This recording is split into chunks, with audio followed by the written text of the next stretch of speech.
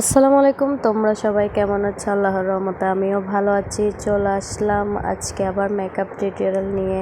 আজকে তোমাদেরকে আমি কোনো ক্যারেক্টার করে দেখাবো না, শুধু একদম ফাউন্ডেশনার দিয়ে মেকআপ বেসটা কীভাবে হাইড করবা সেটাই শেখাবো। আর এখানে তোমার যাদের কনসিলার নাই তারা কীভাবে ফাউন্ডেশনার দিয়ে কনসিলার বেস করতে পারবা সেটাই দেখাবো।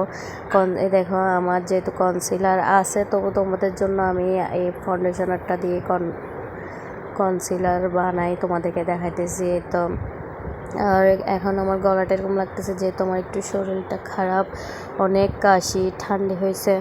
তো এখানে আমি কি কথা বলতে চাই সেটা তো তোমরা ভালোই করে জানো। ভাই, আমার কথা হয়েছে যে আমি আমাকে এতটা পরিমাণ ভালো বলবো যে আমাকে খারাপ বলার জন্য আমার নিজের মানুষ বলো, আশেপাশে সবাই বলো, ওরা তো সবাই আছে, সবাই আছে দুনিয়াতে সবাই।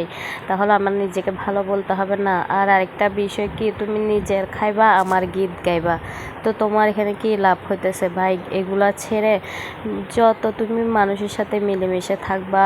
আর না মিলেমিশে থাকতে না পারলে আমার কথা হয়েছে যে আমি কথাই বলবো না, টোটালে মানুষের থেকে দূরে থাকবো। কিন্তু আমি ওর ব্যাপারে আমি কিছু জানি না, কিছু দেখি নাই, কিছু শুনি নাই, ওর নামে আমি বদনাম করে তো লাভ নাই।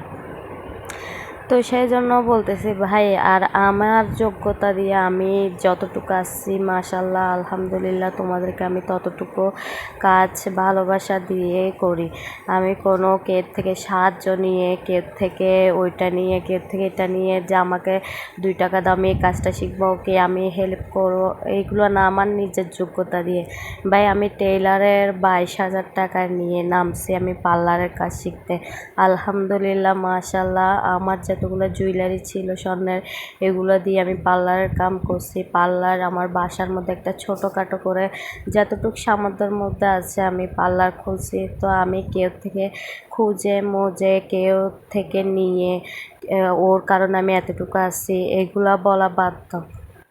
আমি আমার যোগ্যতা দিয়ে আসছি, আমি কষ্ট করছি দেখে আমি এতটুকু আসছি। ভাই, রাতের পর রাত জেগে আমি মেকআপের ভিডিও করছি, রাতের পর রাত জেগে আমি মেকআপের টিউটোরিয়াল করছি, নিজের স্কিনের 12টা বাজাইছি, জানি মেকআপের সুন্দর একটা টেস্টার আছে।